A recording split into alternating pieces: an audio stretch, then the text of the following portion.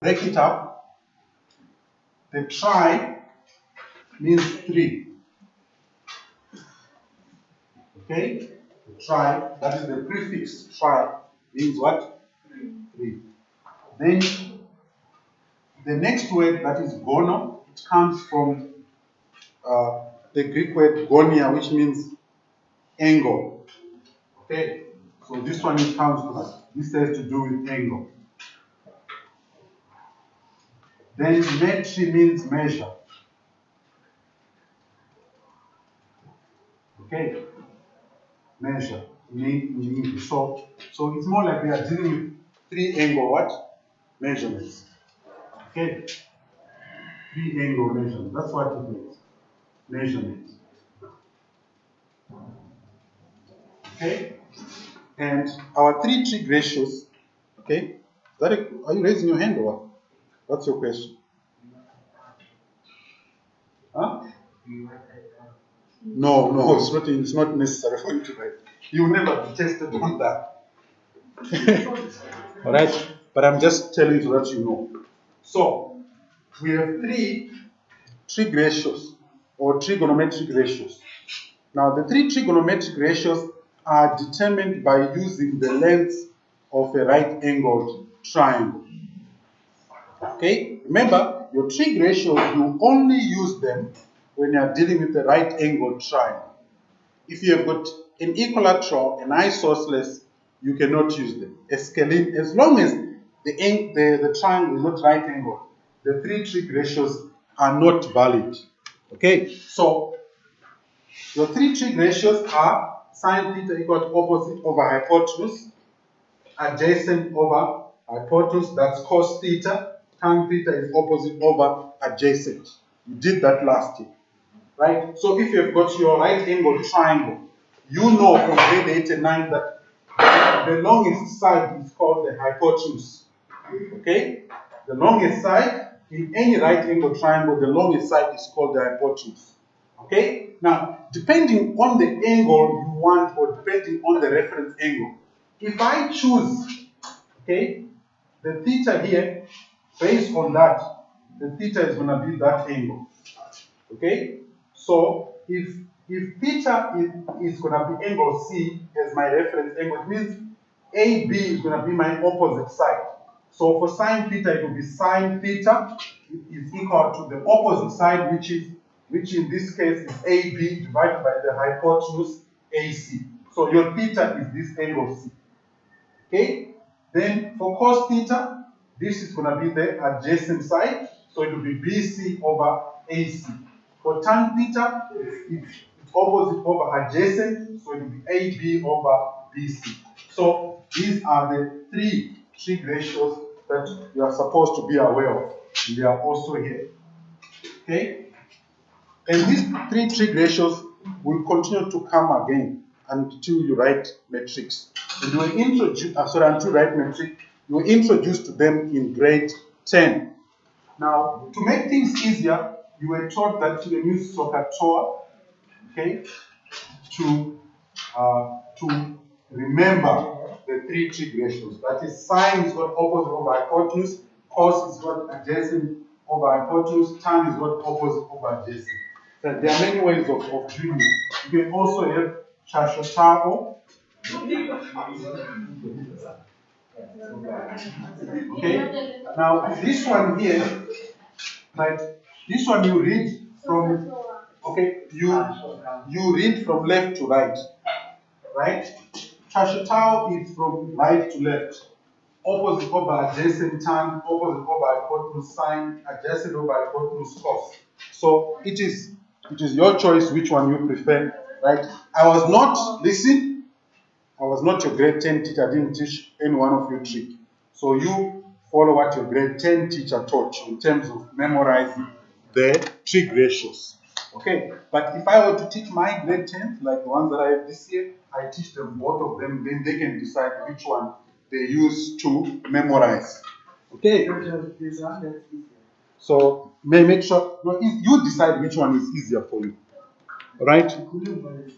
Okay, so can you allow me to carry on, please? So you need to make sure that you are familiar with your trig ratios, right? Then you were also taught the Cartesian plane, whereby we introduce the Cartesian plane and then we incorporate the concept of trig ratios on the Cartesian plane, right? These three formulae, 1, 2, 3, they are then incorporated on a Cartesian plane. When that happens, you end up having the following. Okay? You end up having the following. When the angles on the Cartesian plane are formed, then you are going to end up having sine theta, which is opposite. Okay, I'll show you the diagram. Which is opposite over hypotenuse will become y over r. Okay? And your cos theta becomes x over r on the Cartesian plane, and your tan theta becomes y over x on the Cartesian plane. Okay? On the next page, I'll show you the diagram for that. Right? So we start from a normal right angle triangle, then we move on to the Cartesian plane. All these are basics. That is the foundation of grade 11 trig. We are expected to know this. Right? Okay, don't stress if you're behind. Remember, I told you I'll send you a PDF there, plus the video as well. So let me carry on. Go. This is more like it's revision. Okay? Then, so here you have got the Cartesian plane, right? So first thing, you draw a terminal ray that is from the center to the circumference of a unit circle, and then you draw a line from this point to the x-axis such that this line is perpendicular to the x-axis in order to form a right angle triangle. Then your reference angle is going to be theta, which is measured in an anti-clockwise direction to make it positive. Remember, in trigonometry, angles are positive if they are measured in an anti-clockwise direction. They are negative if they are measured in a clockwise direction. We were taught that last week, right? So this point R, we call it xy. Now you need to know that if I call this point, say, M, right? The length of RM will be Y. The length of OM will be X. That's where these three formulae come from. Okay? So, for sine, we say opposite over hypotenuse. So, that will be sine theta is equal to the opposite side over the hypotenuse. Your opposite side is y, your hypotenuse is what? Is r. Then cosine of theta is equal to adjacent over the hypotenuse, which will give you x over r. Then we have got tan theta, which is opposite over adjacent, and that will give you y over x. And this is gradient also. Okay? Which, remember, we did that when we were doing analytical geometry. You remember that this is actually gradient. Okay?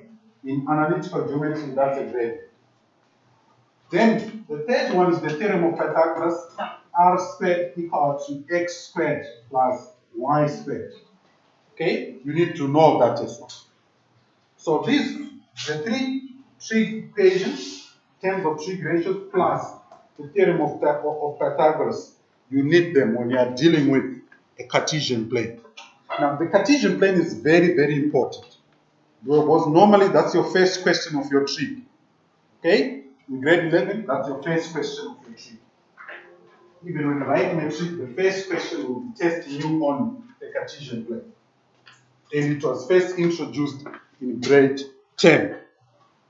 Okay? Then we move on to what is called the cast diagram. Okay? That is the quadrants. The Cartesian plane is divided into 4 quadrants. Right? This one here, okay, you've got your first quadrant. The 3 trig ratios are all positive in the first quadrant. Then you have quadrant 2. In the second quadrant, sine theta only is positive. Cos theta and tan theta are negative. In the third quadrant, only tan theta is positive. Okay? Then in the fourth quadrant, only cos theta is positive. So you were also taught the cast diagram. Okay? And all this is grade 10 revision. Okay? So let's do some questions on the Cartesian plane, just to do a recap of grade 10. Okay? So you start with the trig ratios, then your Cartesian plane, then we are going to introduce grade 11 as we move on. Because that's the foundation. So you're given that diagram and you've got all that information. Then the question says determine cosine of theta. Okay? Cosine of theta. Right? Now, the terminal A is in the fourth quadrant, so you can create here a right angled triangle. Right? Your angle theta is a reflex angle because of the position of point M. Okay, so your x is 2, your y is minus 1. So the first thing is to determine what r is equal to. Okay, so for A, just write r squared is equal to x squared times y squared. You want to just write Pythagoras here. Okay, so your r squared will be equal to 2 squared plus minus 1 squared. You get 4 plus 1, and that gives you 5. So your r will be equal to the square root of 5. Okay? Now, when you get a question on the Cartesian plane, you always need to determine x, y, and r. In most cases, they will give you any two. That is x or y. Sorry, x and y, no r. You get x and r, no y. Y and r, no x. So you need to make sure that you have x, you have y, and you have r before you start doing anything. Okay? Then from here now, we can do a calculation now to determine what cos theta is equal to. Cos theta is not an angle, it's a ratio. Okay? It's a ratio. Theta is the angle. Okay? So, to get cosine of theta, we know that it's equal to x over r. So, this will be equal to x, which is what? 2, and our r is equal to square root of 5. Okay? So your answer there will be 2 over square root of 5. Okay?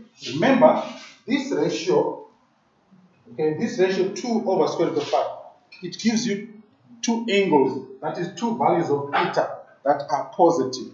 One will be in the first quadrant, the other one will be in the what? In the fourth quadrant, based on the cast diagram. But we want the one which is reflex, which is in the fourth quadrant. Okay, we'll carry on with that later. So your answer there will be 2 over square root of 5. That's the value of cos theta. Then 1 minus sine squared theta.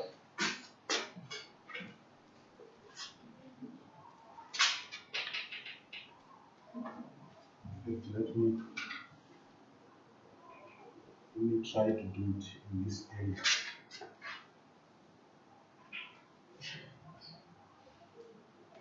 Okay, so B, you have 1 minus sine squared theta. We know that sine theta is equal to y over r. So we square that. Sine theta is equal to y over r. Okay?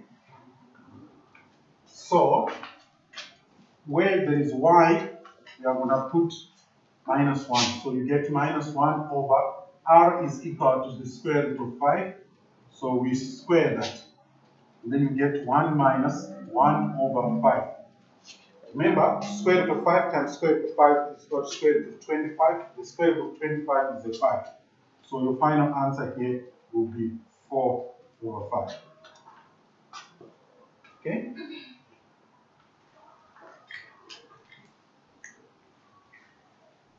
Right? So that's the first example. Let's do another one. Now, when you are given the diagram, that's the easiest case. You can get a question without a diagram. Okay?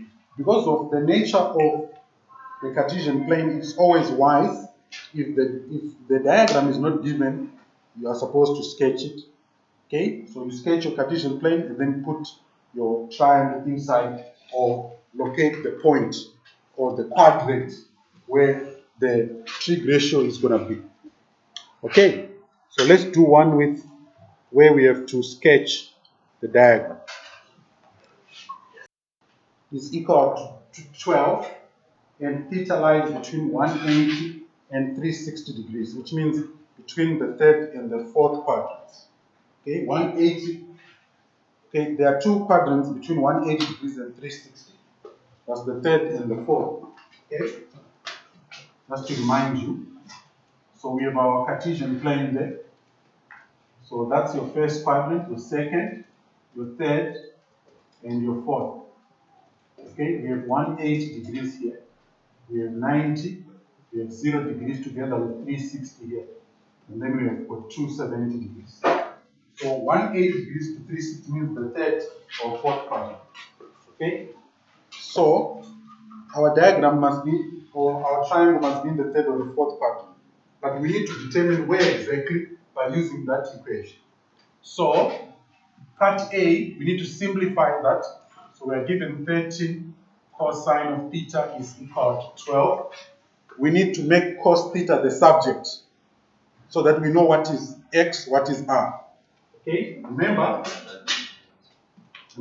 sine theta is equal to y over r, cosine of theta is x over r, tan theta is equal to y over x, and r squared is equal to x squared plus y squared.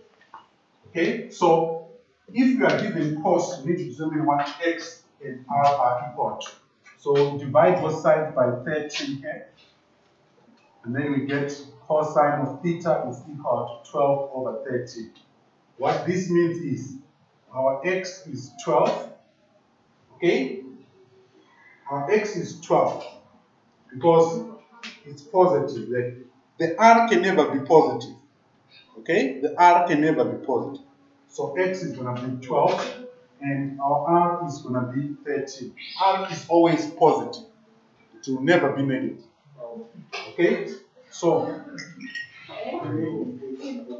okay, your r is always positive.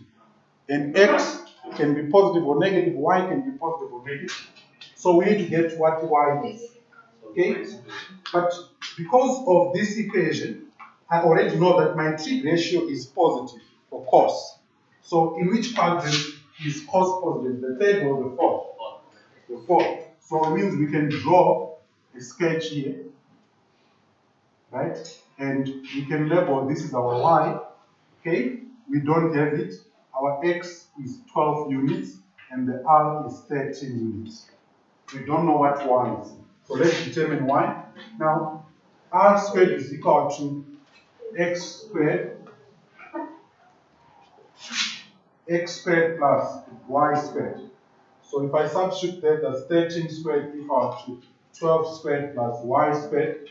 We get 169, and that's 144. So you get y squared equal to 25. Then your y will be plus or minus 5. Okay? There are two values of y. But one of them is incorrect. So we have to go back to the quadrant. We are in the fourth quadrant. Is y positive or negative in the fourth quadrant? Negative. So when we say therefore y is minus 5. So this will be minus 5. Okay. Okay, in some cases they get a mark for the diagram, depending on the examiner. So it's always wise to draw a sketch. Alright? But in this case, actually, it should be there because the question says with the aid of the diagram. So you need to draw your Cartesian plane and put the right angle triangle in the correct quadrant. Okay. So once you determine x, y, and r, it becomes a piece of cake. And we also know the quadrant. Now, because we know that we are in the fourth quadrant, it means when I calculate tan theta, it has to be negative. Okay? Obviously, that one there, it's a little bit more complex than tan theta, but tan theta must be negative because of the quadrant. Okay, let's move on to the next page. So, my next page, I'm going to determine what tan theta is. So, tan theta